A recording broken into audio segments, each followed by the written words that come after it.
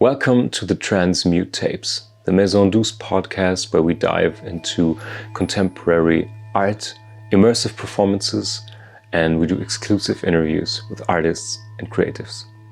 Today we are joined by the artist Elena Unger, a painter of the apocalypse. We talk about why collapse and revelation keep calling to her, why the apocalyptic isn't fashionable catastrophe, but a sharpened lens for truth. Elena opens up about her process, how images arrive fully formed, like waking dreams, like visions, and how she can catch them before they vanish.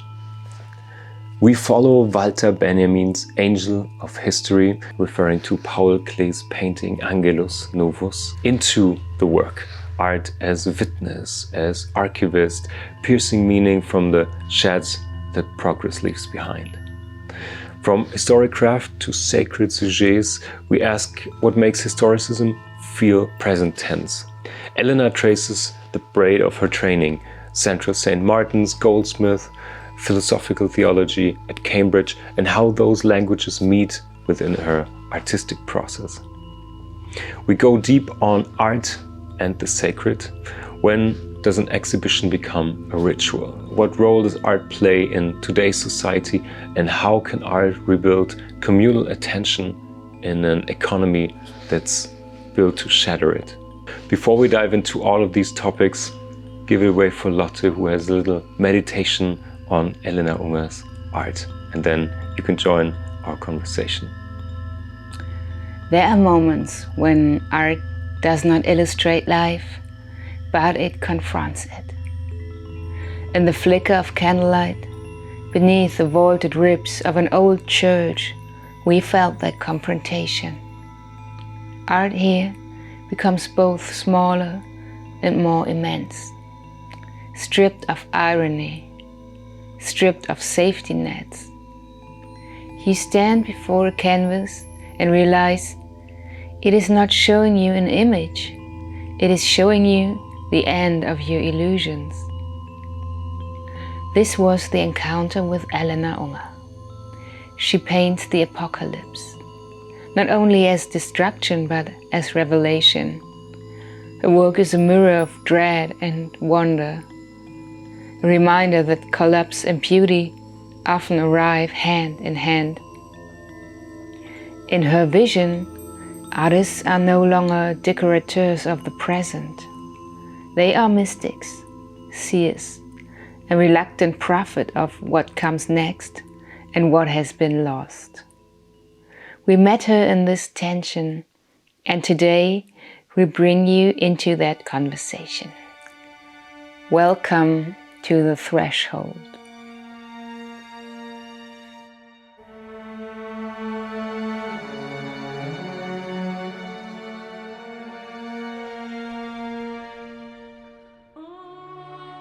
The Transmute Tapes, a Maison Douce podcast. The Transmute Tapes, Maison Douce.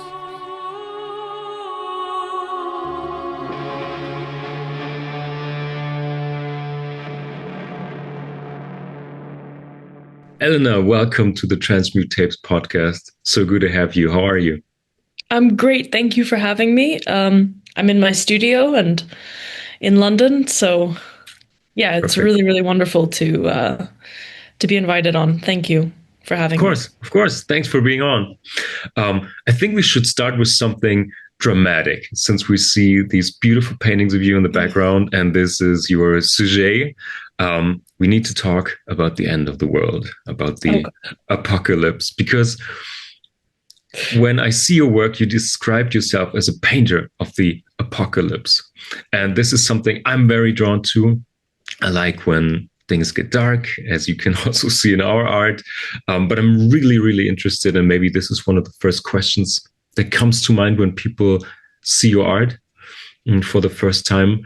What is it about the realm of the apocalypse and revelation that continues to draw you in? Why do you think this is your topic, and why is it relevant now?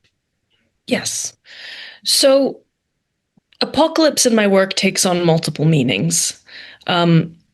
Mostly it takes on the Greek meaning of an unveiling or a revelation, rather than a kind of how it's, you know, been sort of, I guess, misinterpreted or passed down through sort of more pop cultural and I don't just mean pop cultural. I mean, you know, in the sense of Armageddon or destruction, or, you know, post-apocalyptic worlds and things like that. And while all of those things have, you know, their own interest and value, I'm more referring to it in a kind of metaphysical sense, of a kind of metaphysical apocalypsis. But that does take on many, many, many forms, because I see reality itself as being a kind of analogy, a relationship between the infinite and the finite. And what we see is that kind of liminal sort of fusion point of the two, and what we exist in, you know, as human beings see us as inhabiting that. And an apocalypse is a partial revelation of the unknowable, of the infinite, of the transcendent in the finite, in the material. Yeah, that is a beautiful thought. So there's also, because your paintings don't look only destructive, they are very beautiful. They're revealing something. They're forces of nature, of the otherworldly that you can discover there. So that's a good explanation, or a good guide into your artworks, I think, to talk about it's not destruction only. It's there's beauty to it, and there's revelation to it. Yeah, I see it as a kind of the destruction in my work. I see as a kind of dialectic. It's, you know, it's a dialectical destruction. It's a destruction that leads to creation, that leads to something else. In the sense of when you have something that's immutable and, you know, kind of transcendent and sort of homogeneous, as in the infinite, and it collides with something plural and sort of, you know, imbued with difference, or sort of fundamentally different. Yeah.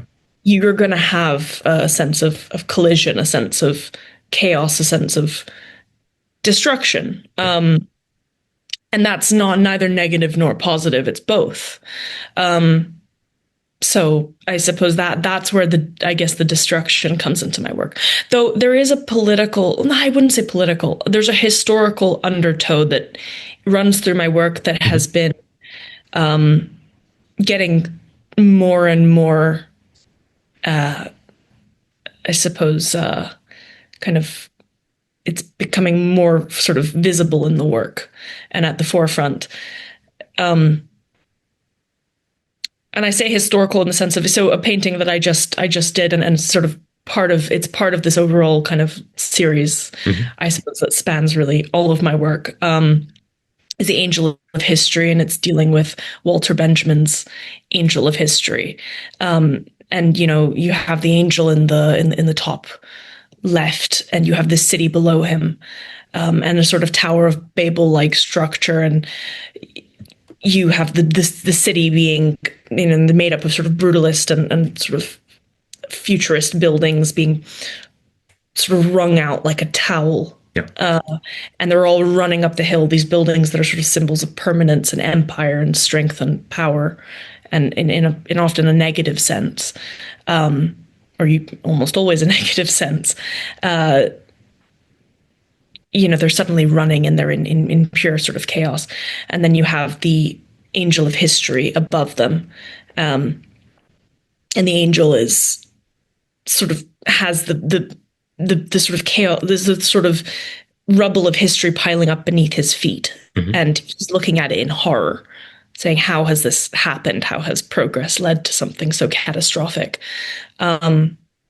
And I mean progress in the sense of just the progression, the forward moving of history. Yeah. And even history itself can't comprehend itself. It's sort of learning about its own catastrophe as it's unfolding.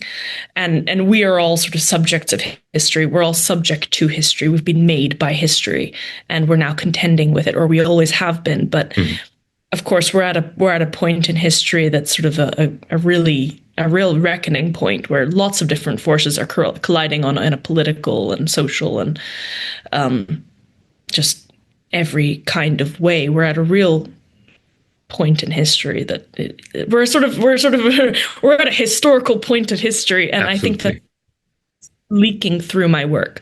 So my work goes from being, really sort of about the transcendent and the beyond, and why is there something rather than nothing, and why is there plurality and difference when you have the infinite existing. But then also, I have this painting I just did called I'm staring at it across the room, called The Last Feast of an Empire, that has all of these fruit that are filled with these little recurring angels that go through my work. And these angels take on different meanings, and they're always an apocalyptic meaning.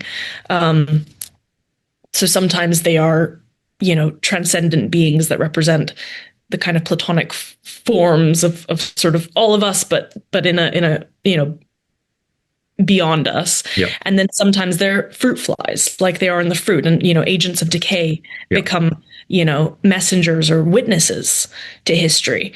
And then they're inside of the grapes. They're floating around in the fluid of the grapes of the still life, which is like a sort of Dutch vanitas, but which were always symbols of wealth and sort of always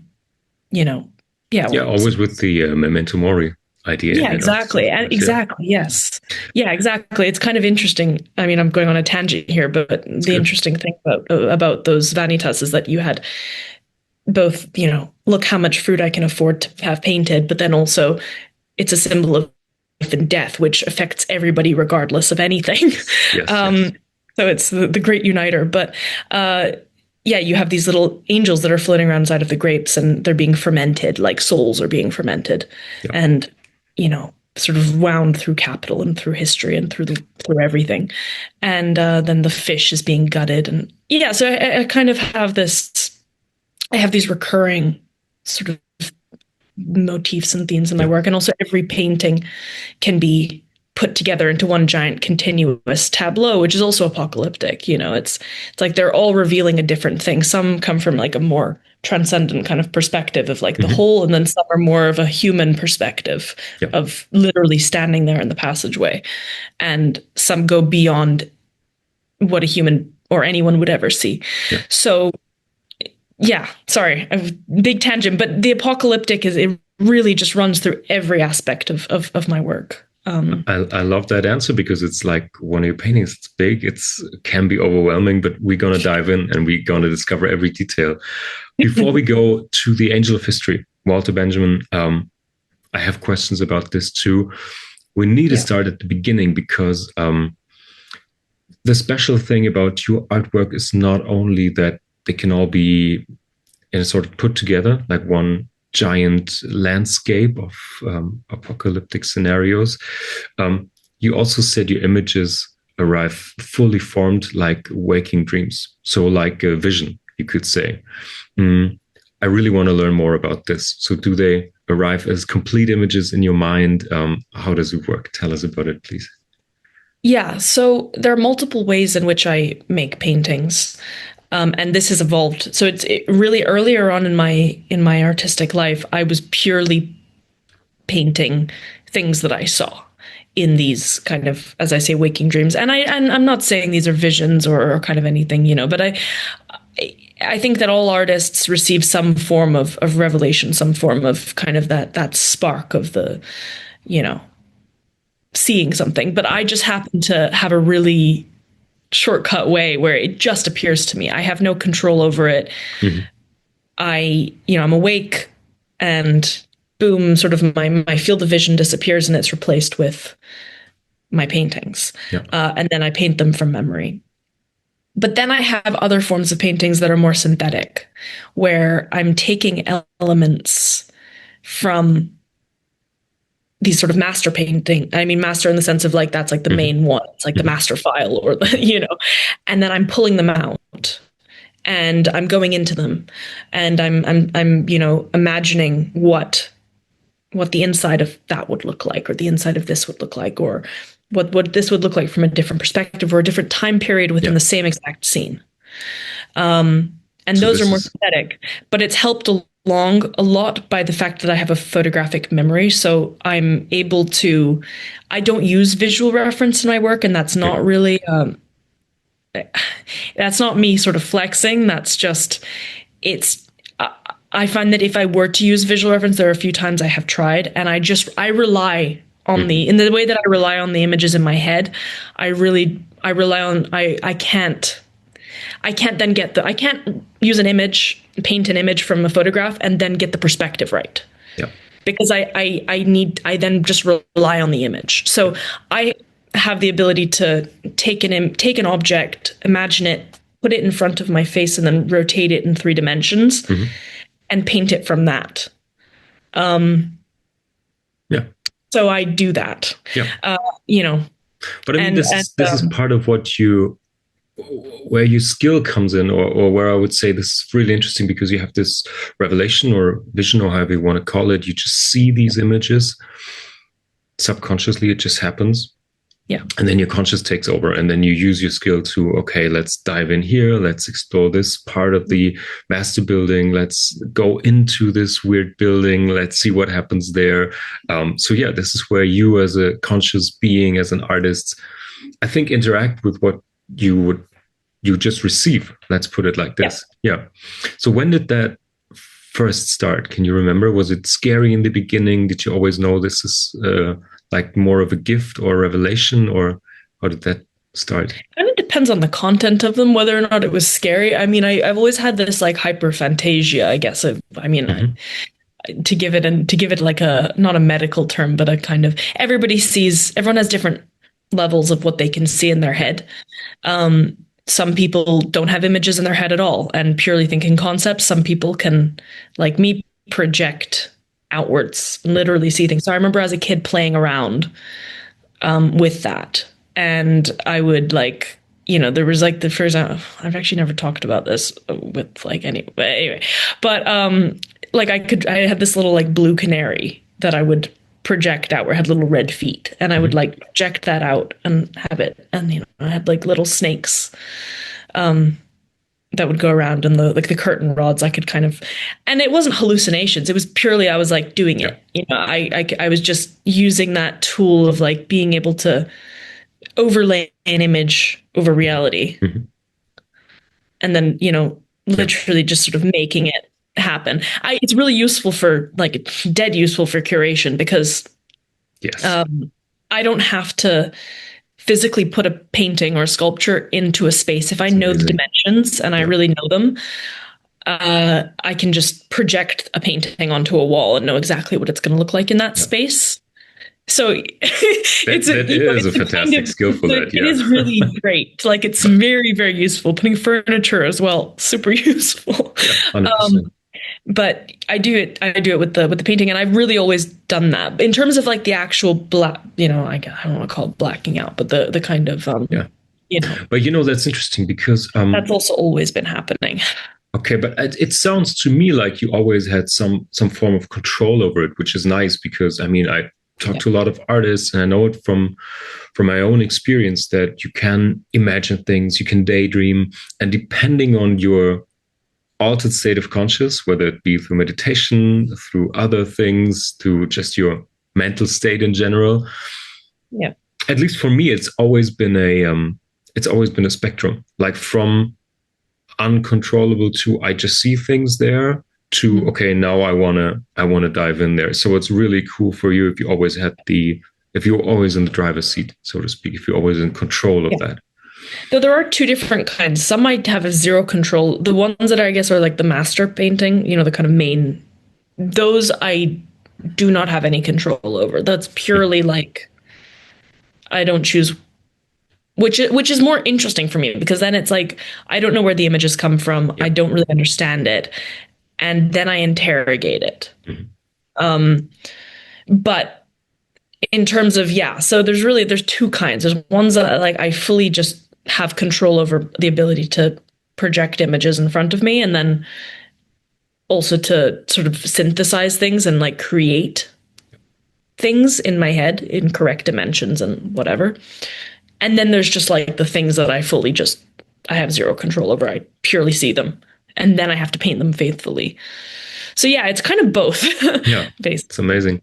Do you have a theory on where these revelations, ideas come from, or what informs them? So is there a connection between, I mean, we're going to talk about your education and your training later on more, but did they shift over time as you became more aware of history, art history, certain aesthetics and things, or have they just been there always?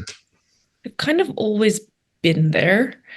When I was a kid, I painted some really weird things, like, like whales coming out of the water with like a ship, and, like strange things. And I don't know where those images came from.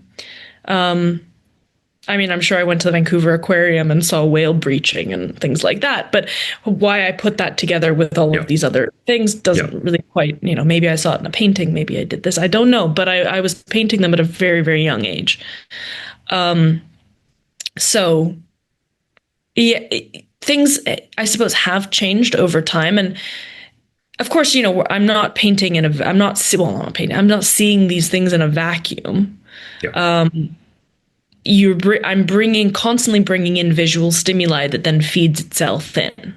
Like, for example, this painting behind me here, a lot of those columns, I only realized this, a year after painting it, look a lot like columns in the cistern in Istanbul, which I visited 4 years ago.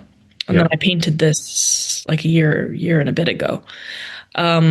So I obviously was pulling those images in. That was really impactful for me. So I memorized them to some degree, and then they've ended up in memory. Yeah. And someone had to tell me afterwards, hey, that looks really similar. Yeah. So, there's things like that. I'm by no means sort of pulling these out of nowhere. But the interesting thing to me is that, I need to like backtrack a little bit. I guess I'll briefly go into what I studied. So I started off at Central St. Martin's, did painting. I really, started off in the very, very beginning, going down like the fashion route. And then I was, no, this is not right for me at this point. And then went to Goldsmiths, did fine art. And I was always interested. I had a lifelong passion for philosophy and to a certain degree for theology. So, and I realized that, a lot of my work was informed by that. And at least the way that I was interpreting my work was informed by philosophy. So I was seeing these things and then I was trying to understand them and trying to, I guess, decode them post hoc. And so I said, I really want to deepen my,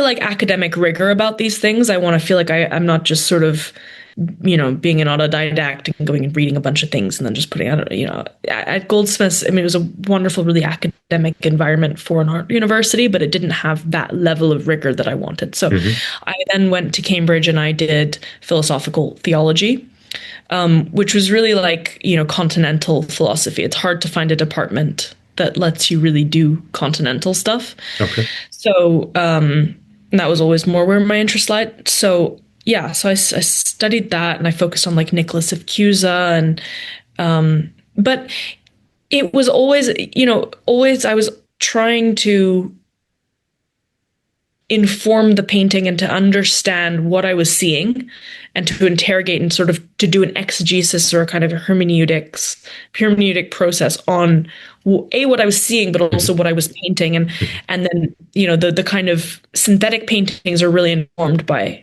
the philosophy. And I choose what to pick on from the big images based off of kind of my philosophical studies into what it is. So, I'll read Hegel into it, or I'll read Walter Benjamin into it, or I'll read Nicholas of Cusa. And it's always interesting to me how the paintings are almost like diagrams. They could be reduced down to diagrams that sort of explain, describe philosophical concepts. So even before I learned about the concepts. And I suppose that's because there's a universality to a lot of these things that I then, I understand intuitively, but then later on I'm able to grasp sort of philosophically. Yeah, and absolutely. intellectual. Because I also, without knowledge of the philosophical depth you have or interpret or can see or maybe subconsciously inform all of your work. When I saw your paintings and I researched more of them for the podcast, I thought a lot of about C.G. Jung's collective subconscious, because you have such archetypical images also Yeah. in your paintings, like dream visions. We might not have like you have them, or you can put them out there in the world on canvas, but like a lot of people can relate to it. I think the symbolism is so strong that even without the philosophical knowledge, just from your gut, from your, if you want to call it collective subconscious, you just know that these are iconic symbols. Yeah. And things happening there. It's just very moving, I think, on different levels. It's really interesting. Thank you. Yeah, I mean, something like this is with the tower. It's a kind of a Tower of Babel, but it's also. I mean, I in the title I refer to Kafka's castle because to me that is a kind of Tower of Babel, but it's different. It has a different connotation. It's more multivalent, I think. But then the idea of a tower that grows to heaven is such an archetypal thing. It's exactly what human sort of striving is about. We're trying to build a tower to the heavens. It's all we do. Yeah. So yeah, there's something universal in that. And that's why when people are like, "Oh, is that the Tower of Babel?" I'm like, kind of. It can be. Yeah, can be. Yeah, can be. Yeah. Okay, now I want to, because I read on your website, even before you mentioned it in the interview, about Walter Benjamin's Angel of History. So for people listening not aware of it, it's one of the thesis on the philosophy. The striking metaphors in his philosophy. It's from the 1940s, thesis on philosophy of history. And in that, Benjamin turns, it's a painting from Klee, actually, and he turns it into a philosophy of art. And I want to look that up because I researched that. So art should not look forward or celebrate progress, but act as a witness, activist, maybe reinterpreter of fragments of history. So in a sense, you could say artists, maybe like the angel on Klee's painting, are caught between wreckage of the past, force of progress, trying to give form and meaning to loss. So that's such a strong connection to your artworks. Yeah. So is this, so let's ask openly, what's, I mean, you mentioned it on your website even, what resonates with you so much about this idea? Yeah, so I see art as being, I mean, there's multiple things. I as a philosophy, so that thesis itself, I mean, the whole thesis, but that particular thesis, I see as really a brilliant kind of conception of history itself, but then to relate it to the artist as well. I see it again as, yes, a sort of a philosophy of what art is. Art is a kind of an unintentional ressourcement. It's pulling from the bank of, I mean, you can call it the collective unconscious or the past or history or whatever.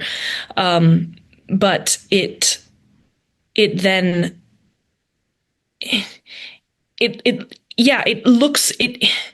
it's a kind of recollection, I guess you could say, like in a Platonic sense. It's like Platonic recollection, but then to sort of go on it's less recollection and more repetition.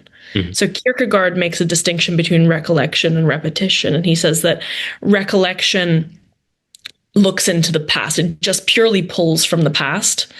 And it's like it's pulling things that were already there, were already given. There's nothing new about what it's pulling. Whereas repetition repeats forward. Mm. So repetition, it's like it repeats from the past. It pulls, as I said, the rubble from the past into the future, but in a way that is entirely new every time. And yes, like kind of apocalyptic or messianic. Yeah. So.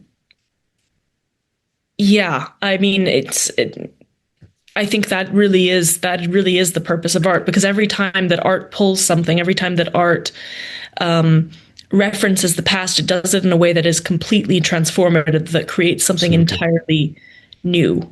Absolutely. And I think art is also like a historical force. So artists are both witnesses. We're witnessing history from above and below. Yeah. We're pulling from really every resource within the depths of sort of the human experience and beyond it. And we're witnessing, but we're also forming history. And we're we're sort of subjects of history as artists. I think that, I don't know if I really. No, I get exactly what you mean, because there's a lot of, if people are not too much into art or art history or something, that's often, whether it comes to visual art, music, or whatever, the idea of, it's just repeating things, I think is missing the point of what you just said. The repetition itself is part of the meaning, is part of the necessity of creating, recreating, repeating, as you said. And that's very important. But if we look from that thought, if we look into your paintings, I think your paintings are inspired by, also art history, historicism, both in technique, also in sujets from time to time. What would you say makes your art contemporary? I don't think my work could have ever been created at any other point in history. Yeah. I mean, there's something that it's so, it's okay. So, you've got, I mean, I'll just use an example, but, my, fruit painting, my series of fruit paintings that I've recently been doing, they're like a Dutch vanitas. If you stuck it in a museum for sort of amongst a bunch of Dutch paintings, it would not look like it makes any comprehensible sense. It's incredibly film-like. All my paintings are very film-like. They really are. The post-digital and the post-film really does leak into it. It has, some of my paintings like have the photographic blur on them, where I want it to kind of have that, like, if you look at the top. I try to make it look as though it's really got that blur of movement that we don't really, because as sort of post-digital, as people, people with sort of post-digital minds, we see movement as a photographic blur. So I do that intentionally in my work, particularly in the film stills that I do. Also the subjects themselves. I mean, a lot of you could read sort of AI into this whole sort of tower series, and the architecture. Yeah, it's ancient, but it's also modern. There's some like modern scaffolding in my paintings, and you've got angels milling around like bureaucrats in the city of London, or finance people, and the fruit painting could just as easily be called tariffs, but it's kind of, they're all dealing with contemporary things because that's leaking into the work. I'm a contemporary. I mean, also, I think, maybe this is a cop out, but, I think if someone's painting now, they're contemporary. Sure. But I mean, you got what I meant by it. Yeah. And also the technique is such an amalgamy of like, kind of 18th century and 17th century sort of romantic stuff, plus like surrealism, plus Boschian kind of medieval. Yes. Plus Persian miniatures in there as well. And I mean, there's a lot going on, but it could not have existed at any other point. 100%. Yeah. Also, I just love to, for the listeners and for the people watching this video, I love to guide their gaze a bit and not look at them. And just as you said, with the post-digital blur and everything, I love to have people guiding their gaze on your artworks. But maybe similar question, but on a bigger scale, with your training at St. Martin's and Goldsmith and your philosophical theology studies at Cambridge, I mean, you talked already about the concept, but in your daily work in the studio, in your artistic practice, how do these schools, do they actively inform your work, or is it just an amalgamation of what you learned, or are there different voices that inform the process, maybe step by step? Yeah. So it's kind of funny. I was thinking about this the other day. Wherever I have been in my life, I mean, and I say this accepting now because I'm actually truly happy with where I am now. But I've always wanted, it's like, and this is a real character flaw, but if I'm in an institution, I need to, like, I always want to be in another institution. Like, you know, so I was at art school Okay. wanting to be an academic. And then I was, you know, doing philosophy and theology wanting to be in art school again. And thinking, my God, everyone here is so boring. You know, Yeah. sorry to everyone I went to Cambridge with, but and vice versa, Goldsmiths. But you know, I was like, I always wanted to be in a place that I wasn't, and I was always rebelling and trying to do the opposite of what I was meant to be doing in whatever place that I was. So I was at art college writing about philosophy, very little art. Painting, but like that was the only way you could tell I was an artist was because I was making work. And then I was at, you know, at Cambridge being like, let's just only write about art. You know, and so I think that I was always just trying to pull something else, pull something, be a bit, and also be a bit contrarian, which, you know, but I think there was a real benefit to that in the long run because it sort of forced me to always look for things on the margins, to look for things that weren't immediately obvious. You know, there was a period when I was a lot younger where I would listen to an argument and I would be reading a book and I would just, the first thing I would think is, how do I argue against this? You know, like rather than actually trying to listen to the argument, even if it was somebody who was, you know, for the most part, ostensibly kind of on my side or whatever, philosophically. So I've always kind of done that. So I think that also when I started at Art University, I remember the first thing they told us, like Art College, like Central St. Martin's, they said, you know, we're going to build you up, break you down and build you up. You know, you're going to come in here from GCSE or whatever. And, you know, all of the skills you've learned, everything that you've learned about art, whatever medium you think that you do, that's going to be out the window. If you're a painter, you're not going to be painting. If you're a sculptor, screw that. Yeah. So I said, no, I do exactly what I do. Awesome. You know? Yeah. Like you're not, so I just had this contrarian thing. And also I felt strongly about what I did. I was like, no, I'm you know, my work was different back then. It was very similar, but also I was really focusing on the miniatures. I was making a lot of objects as well, painted in the same way, but really interested in objects, which I still am. But, you know, my work is, it hasn't changed that much. It's gotten technically a lot better. I think, I mean, it would be weird if it didn't, but, that's sort of just normal you know, but,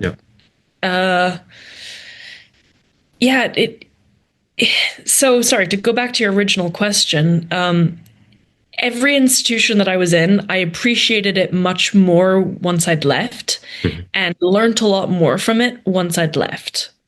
And looked back on what was taught to me, because when I was at Goldsmiths, I mean, I went in there being really obsessed with, you know, Greek philosophy, Neoplatonism, German idealist philosophy, you know, certain French philosophy. And then came out being like, you know, critical theory, you know, and sort of being really into Derrida and really into Bataille and all of that. And I wouldn't have really got that had I not been there. And those things really, really informed me. And also I was coming in with this very purist kind of, you know, old school sort of, you know, and really the Goldsmiths taught me how to tailor what I speak about in my work and sort of cloak it in a language that works within an art context. So there was a period of time where like I just completely, so yeah, I pretty much, yeah, I guess I'm again going on a tangent here, but that's good. It's good. Every institution I have been to has been incredibly valuable, and I really treasure the all of the thinkers and artists that I, you know. Yeah, I get it. It. So, but this is, well, if the way you talk about it, and which is obvious if one reads up on your bio, I mean, you with your skills and talents, you could have gone many ways, but it seems to be very clear to you that you wanted to be an artist. So when did you decide that?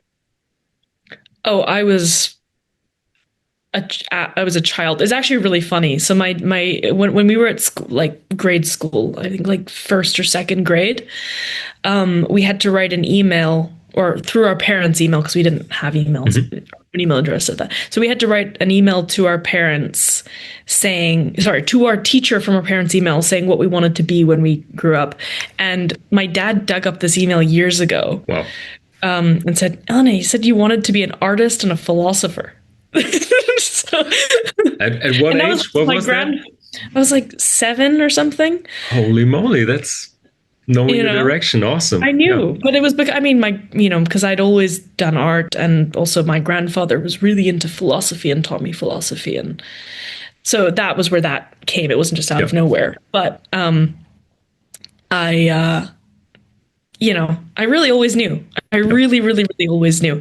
And I remember trying to like sign up for those Stanford summer courses in philosophy when I was like 10, I was really into it, but I also always loved law. So that was another dream of and I did end up doing the GDL/law masters, and just as a personal sort of like, I need to do this. Okay, and cool. It's a pandemic and I had time, and I also thought it would be useful to retool myself as an artist. Yeah. And to be able to, because I think art is a business, you need to be able to read contracts, write contracts, yes, know what you're doing. And I think just as a citizen of, a citizen, you need to absolutely really know the laws of the country that you live in. Yeah. Yeah. It's just important.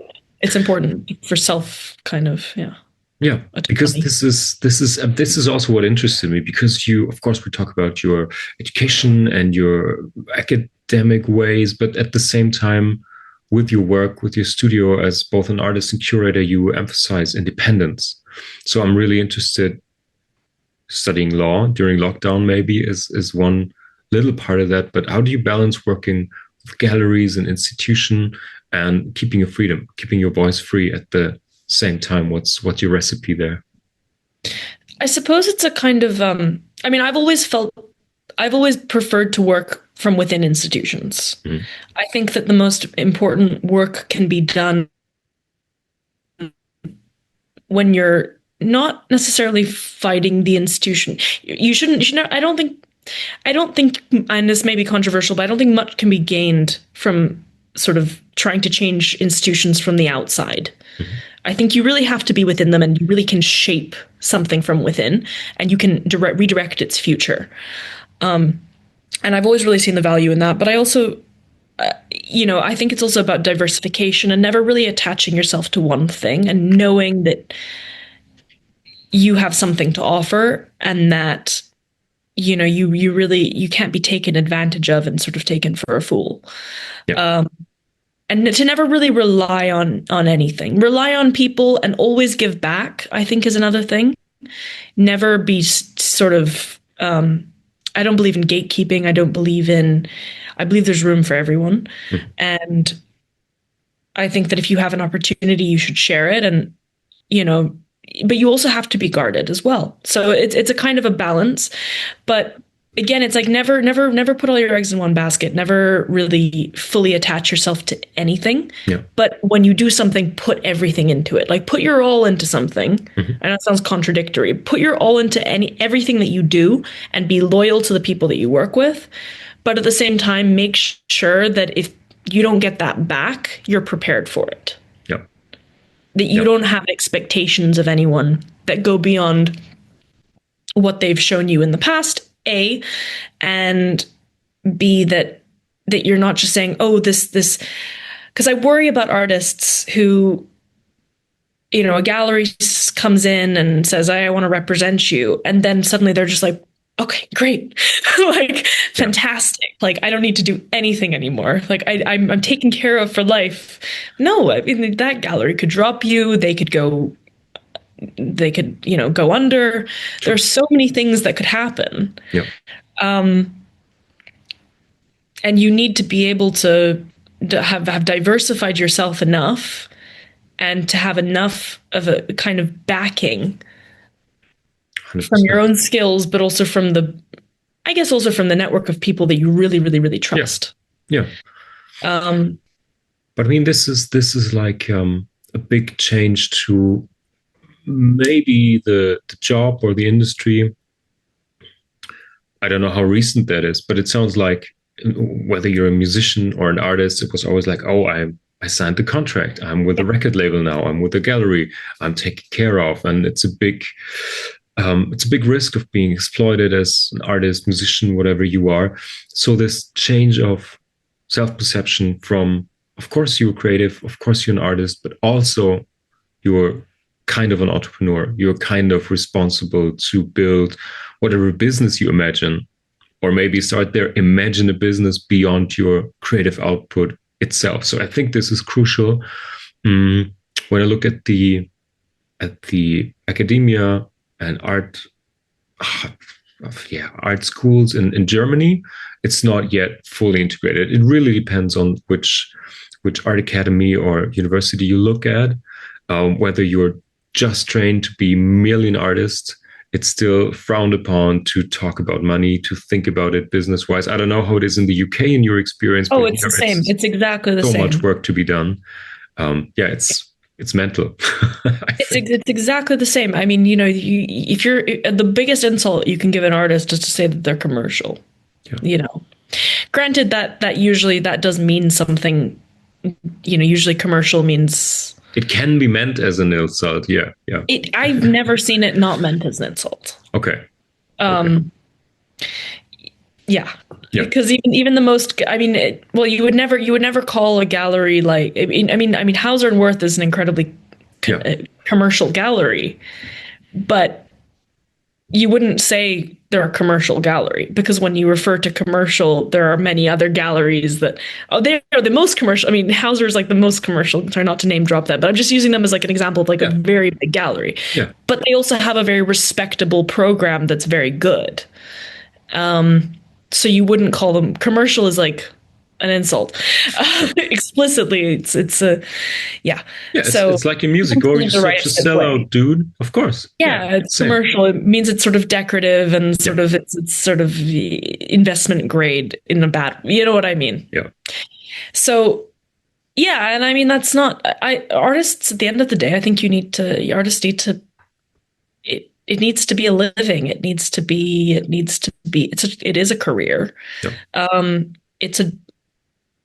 It's a vocation, I would say, more than a job, but so is being a lawyer.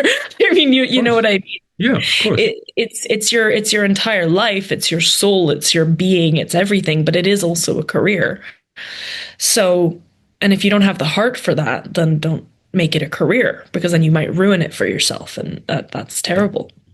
Yeah. You should never, But if you are making it a career and there's truly nothing else that you can do without being deeply unhappy, then you have to treat it like that. Yeah.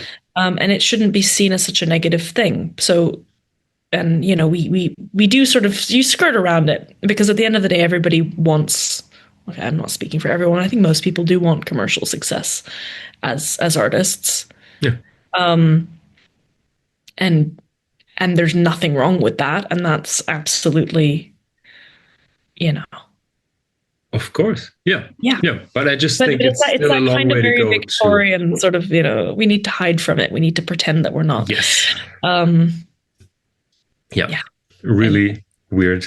And also, I do think it's potentially, and maybe I shouldn't say this because I work with galleries and whatever. I do think that you can't have conversations about money. You can't have conversations about your specific representation and like what percentage the gallery takes. And even though there's an industry standard of 50, I mean, a lot of galleries take more or less than that, depending on the artist, etc. And I think that is a little bit of a way for galleries to kind of potentially. Yeah, a lot of people profit off that. Of Yeah, course. exactly. Yeah, of course. But we're in a slightly different age. I don't think galleries don't really own artists in the way that they used to. Yeah. You have a lot more mixed representation. Of course, yeah. Galleries, I think, are a lot more fair now in terms of the way that they, look for outside opportunities for their artists. And a good gallery should do that. A good gallery should be trying to get their artists into other institutions, and should share. And 100%. should try to make their artist, put their artist in the best position possible. Yeah. So. Yeah. So, but talking about this, I mean, you work as an artist, also as a curator. And one of the projects you did is where we first met in London, when you did Slipping the Veil. You co-curated with James Freeman from the James Freeman Gallery, who was on the podcast just a couple of weeks ago. And this is when we first met. And again, I want to circle back to this because it was such a great exhibition. Really left a deep impression on us. It was you shared like this sacred atmosphere of the church with your artworks, with different artworks, also with Nick Cave's audio pieces, sound installations. And so my question was, all of this was so it had this sacrilegious area around it, like an aura, so I'm really wondering, do you see this as a sign, like contemporary artists, painters, performers, musicians, can they be like new mystics of our time? Is that some form of responsibility that we cater to now, that there is a realm that is left by a lot of institutions that art occupies now? Yeah, I absolutely think that artists are sort of, I don't want to say pseudo-religious. I want to, mystical, I suppose. Even that word is a bit. I think that art is the closest that a lot of people will get to religious experience. In a very, I mean, granted, there have been trends back towards genuine religion, but I think that art and religion occupy a very similar sphere, or at least art and spirituality. And I guess, and all of these words are loaded in different ways, because spirituality kind of goes into sort of new age. Can be, yeah. It can be, so, but I'm referring to spirituality more in the sort of the truer sense of what we were talking about much earlier on in the podcast. And I think that art exhibitions, art installations, I mean, there's that unspeakable at the center of every artwork. I would say there is that unspeakable, unknowable, transcendent grain that is captured, that is transmitted to the viewer and to the world and to everyone who experiences it, that I don't think any other realm of anything, of culture, can do. And I'm talking about the wider arts. I mean, I'm talking about music, I'm talking about film, I'm talking about the visual arts, poetry, etc. There is nothing else within our society that allows for that. And I think also in sort of the digital age, and we haven't fully explored what the digital is capable of, but I think it's a bit bleak. Personally, I don't want to annoy anyone, but I do think it's a bit bleak for me, particularly with AI and we're distancing ourselves from the physical. We're distancing ourselves from the spark of the infinite within the physical, and I worry about that. But I do think that art is the one sort of bulwark against it. Yeah, so I totally agree. But does this change anything for you? Does this come with implications or a different responsibility, or do you see this in a long tradition that it's always been the case? But just what you said at the end is with with the physical that holds something more to it, which is the spiritual, the divine. Yeah, which is captured in artworks too. Do you think this role changes or will become more present now, since everything is maybe more technocratic and digitized? Yeah, I think that, I mean, art will never lose its importance. It is the greatest thing that human beings have. Yeah.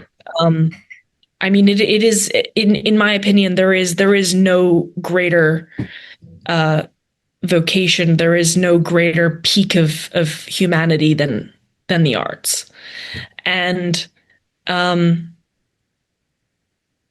I think that even as the world becomes less religious, or sort of ebbs and flows in that regard, art will always be a constant. Art will always be the thing, the one sort of tether, yeah, that ties us to our sort of greater selves and to whatever lies beyond us. And I think that as the world becomes more digital and becomes less sort of physical, human beings will naturally seek out the opposite, which is always going to be in art. And yeah, I mean, I don't think as artists I think that we've always been committed in that way. And I don't think we need to try anything extra. I think we just need to keep doing what we do. And my exhibition that I did was an ultimate expression of that with James, was an ultimate expression of that. Yeah. You know, we were taking this ancient space, this ancient church that is incredibly, incredibly important to me. I see it personally. And I mean, this doesn't apply to sort of how anyone else should see the church. But for me, in my personal sort of memory palace or soul or mind or whatever, that building is the center of the universe. It's the center of my universe. Yep. It's where I go in my mind. I can't escape it. It leaks into every painting that I do and into every thought that I have, and it's just very, very important to me. Yeah. And I wanted to bring make works, so with the paintings and with the installations that I did, make works that expressed the true sort of underlying reality of what that place is, of what that church is, both to me and what I think it is beyond me, through through my own sort of perception of it. And then also to bring other artists in so that they could express their kind of perception of the space and bring their own subjectivity into it, and pick out different things that I don't, and that, I'm going to use a kind of metaphor here from Nicholas of Cusa. So Nicholas of Cusa talks about how our understanding of God, our understanding of the divine, human understanding, is like an inscribed polygon where, let's say that the divine is a circle. Human understanding is an inscribed polygon that, like, every time somebody has a kind of, understanding of it or creates something that expresses it, a work of art, whatever, it adds an angle to the inscribed polygon. And the more and more and more angles that you add to the polygon, it becomes closer and closer and closer to the circle, ever expanding. And these angles can be, again, sort of human development, human creation, human conversations as well, just talking to each other and sort of describing the way in which we see the world, right? But it gets added on, and then it becomes ever more robust. So I was kind of trying to do that with this exhibition. I was saying that if every artwork is a kind of inscribed polygon that lines up to this reality that is beyond the church even itself, because I've sort of made it into all these thousands of people that have come to the space have made it much more than it's the sum of its parts. The exhibition is a kind of exercise in that. Yeah, that's beautiful image, by the way. So to me, or to us, when we visited, it was clear that the curation and the space and both James and you have this special connection. How did you form that bond to the place? I mean, you're artist in residence there, but I guess that happened much later. The way you talk about it, the way it sounds. So what drew you to the space? When did you discover this place for yourself? Yeah, so when I was at Goldsmiths, it was my first year. I was one of my supervisors, not supervisors, she was teaching, I suppose supervisors for an essay, but then also she was teaching one of the critical theory seminars. We became quite good friends, and Sophie Slay Johnson, and she said, I need to take you to this church. So I was like, okay, sure. So I went there for Evensong, and it was the most incredible experience I had ever had in a space. It was like you couldn't tell what time period you were in. It was candlelit. The choir was magnificent. The building itself was like this beating sort of rib cage. You were inside of this belly of this being. It didn't feel like a building. It felt like a person or an animal. And yeah, it was just incredible. Really just magnificent.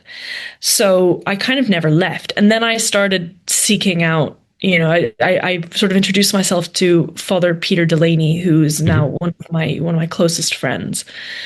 And he was the priest in charge at the time. He's now retired. But yeah, we formed this incredibly close friendship, and, we would study together. We would sort of do these sort of theological, philosophical discussions with each other that went on for hours. And I ended up actually being confirmed and baptized there, coming from a very much non-religious background. So yeah, it had a very big impact on me. And then I just, I was just a regular attendee for quite a few years. And then eventually, the 900th anniversary rolled around. They said, hey, do you want to do an exhibition here and be artist in residence? I was like, yeah, you don't have to ask me twice. So so I did, and I brought in Heidi Pierce, actually, who's a very brilliant artist. She does soft sculpture, sort of deals with ideas around the uncanny.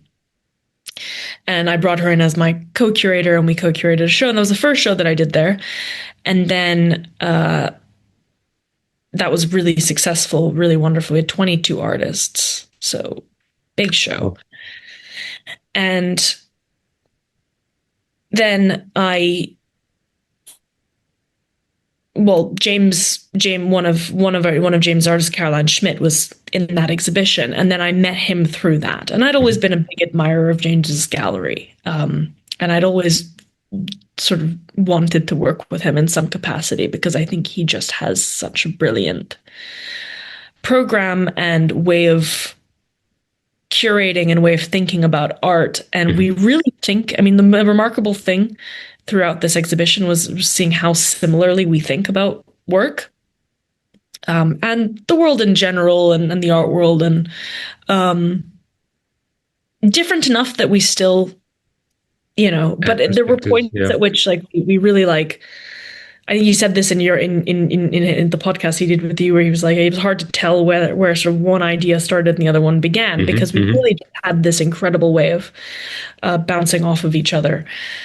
And so yeah, I said, let's do something, and at St. Bart's, and then also Nick Cave was one of the, was a sort of very early addition. He said he wanted to be involved because I told him about the previous show that I did, and he said, if you do something else, I really would like to be involved, contribute some music.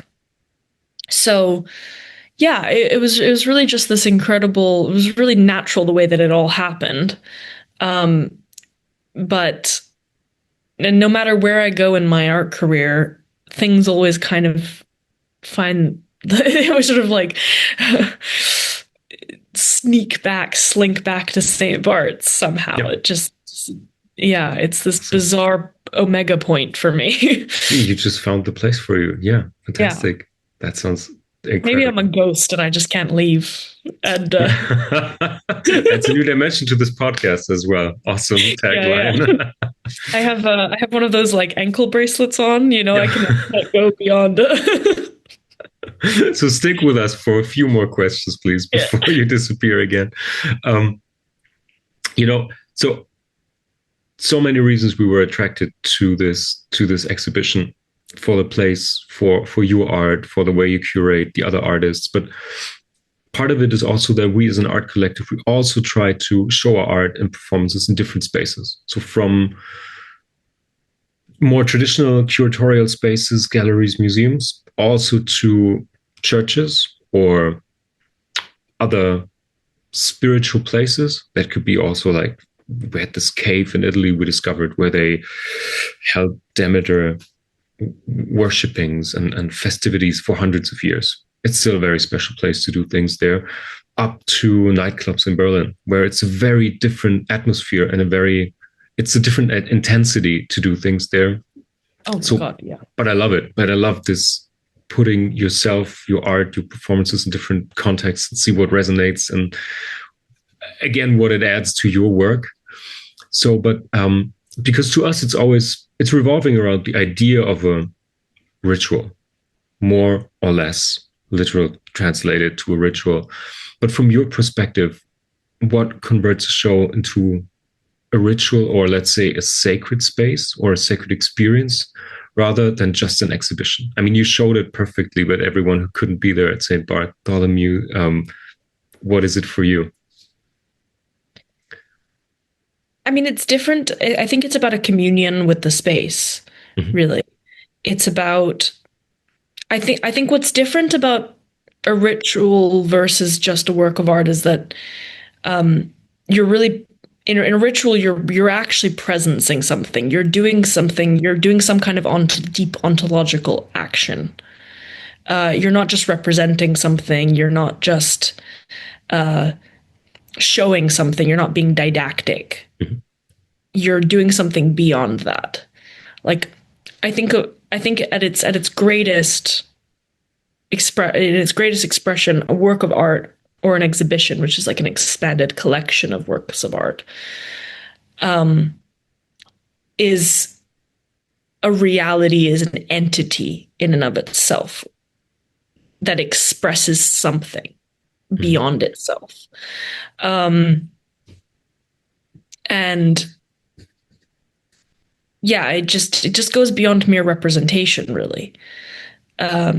So yeah, I guess presencing, right? You're presencing something. So I'm thinking through this as I'm saying it, but then an exhibition is taking a collection of artworks that all do this individually, and then having this, as I said, like a communion with the space, like a participation, and I mean participation in a Platonic sense of like it participates, takes part in, reflects, expresses the space that it's in, also, I guess, on a broader level, the historical context, et cetera, et cetera. But really more so just like the immediate, like the space that it is in. And I think when you're dealing with something so ancient and so loaded and it has to take on the weight of all of that. And it has to do it in a way that's authentically natural and real, rather than just like narrative or it's like showing rather than telling, I'd say, is kind of the thing. Like there were interesting points in the show where I was curating, and I was bringing up certain things with other curator friends of mine, other artist friends of mine, and I was like getting a bit self-conscious about certain choices, saying, could this come across as a bit like schlocky or theatrical, or like too over the top? And these friends were like, yeah, actually, like I do think it could come across as a bit theatrical and schlocky and weird. But that's because they were thinking in a very white cube kind of way. Yeah. And I think what really freed me with this show from that sort of self-consciousness of like having to be a cool art person doing sort of bitty cool art things. Yeah. And being like, no, like just like go full throttle, go full theatrical, was that if I give an art critic a flower, they're not going to critique the flower on its formal kind of execution, because you can't, because it kind of transcends that, because it just is what it is. It goes beyond taste. It goes beyond good or bad. It's just a flower. It's a beautiful flower. It's a thing. It's a real thing.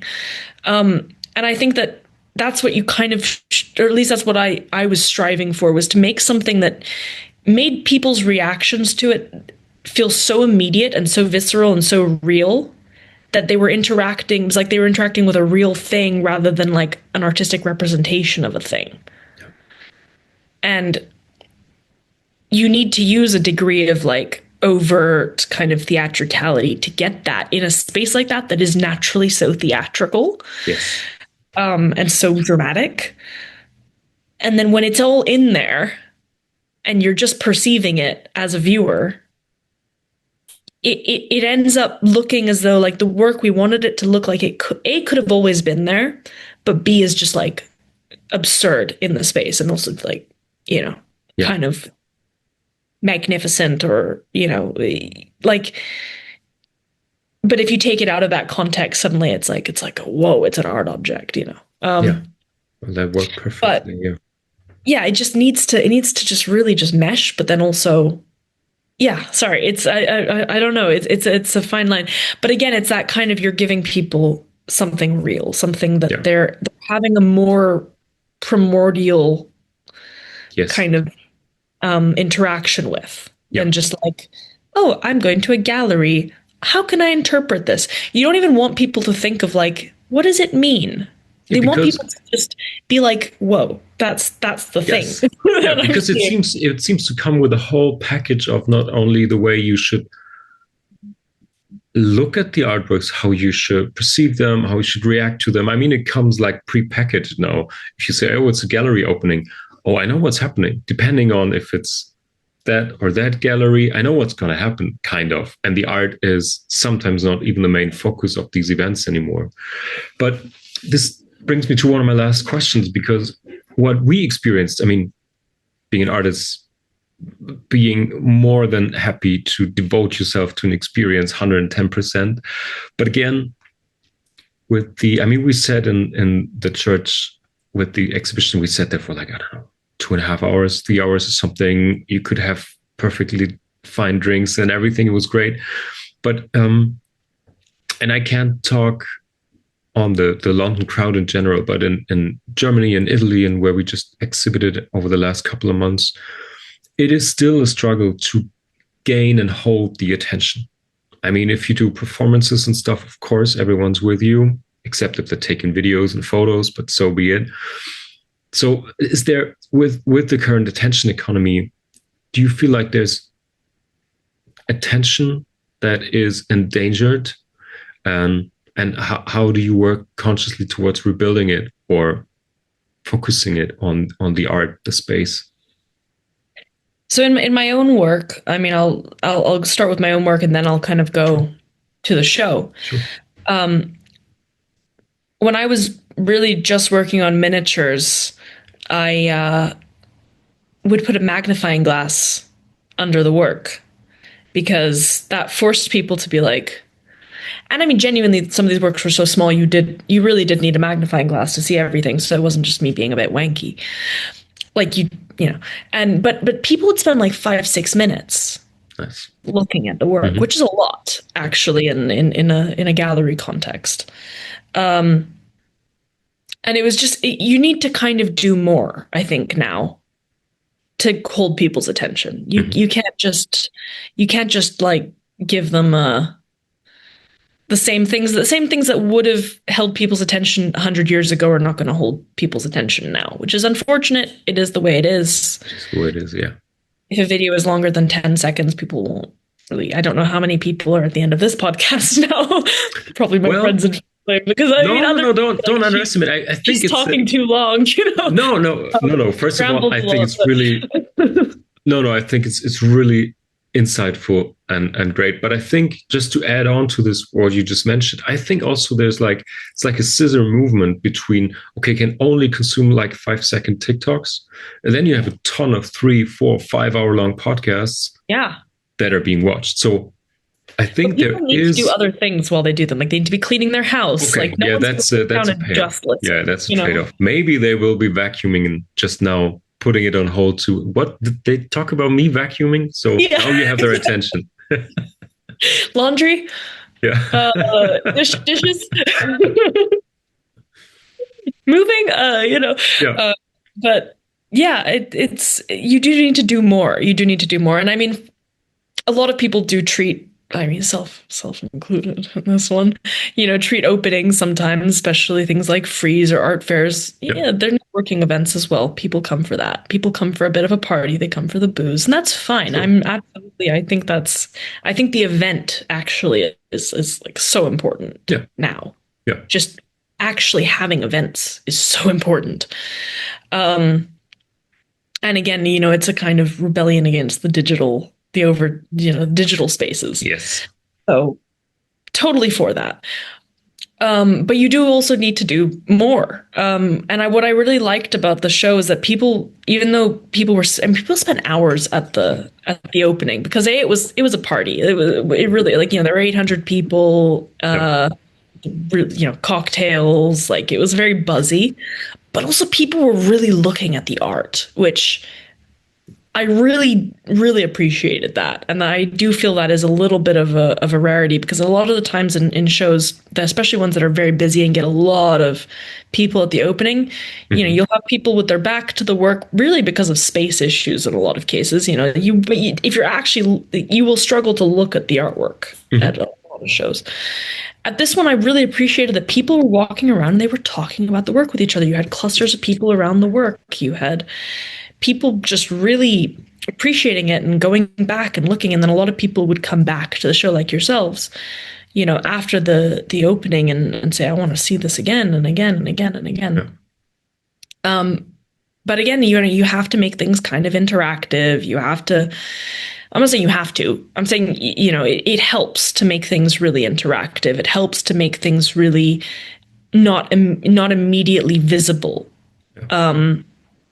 Upon the sort of your first glance, a kind of a Where's Waldo approach of like, I have to keep looking for things hidden away, because that just it sort of taps into people's monkey brains a bit. And I think that, you may say that's sort of manipulative of the audience, but I mean, that's what they come for, right? I mean, come on, it's an art show. Yeah, of course. Exactly. So, you have to, I think you do have to do those things now. Yeah. Love it's just what this current attention economy demands. Yeah. Talking about exhibitions and attention, the last topic I want to dive in is what you're planning for the future. You have a big solo exhibition coming up. Please tell us about it. Yeah, so I have a solo coming up. It launches on the 9th of October, and then we have events all throughout Freeze. Mm-hmm. And this is a very large body of work for me. It's at Pontone Gallery in the West End in London. And it's called The Angel of History, actually. So all right, perfect. The whole show. And Tim Wright is a brilliant curator and artist, and he's writing the monograph for it. And yeah, we really work together on the piece. And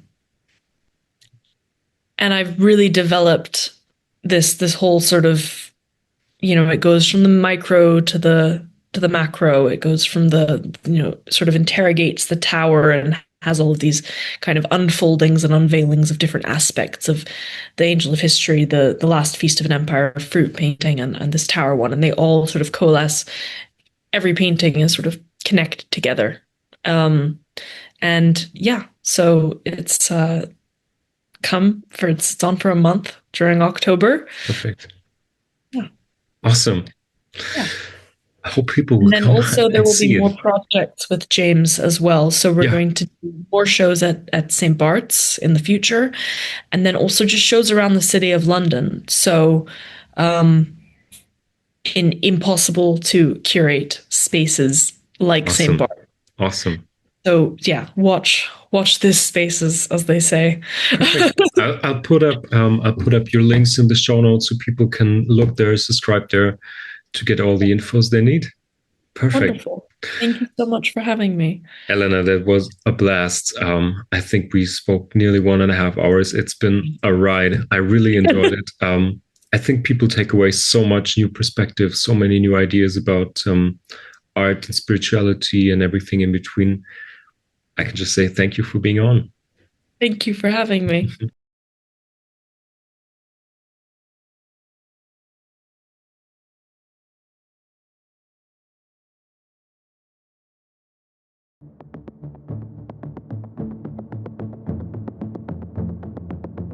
Discover more inspiring talks, audio documentaries, or art performances. Subscribe now on your favorite podcast platform and visit our website for more information. That's maison-douce.com. maison-douce.com.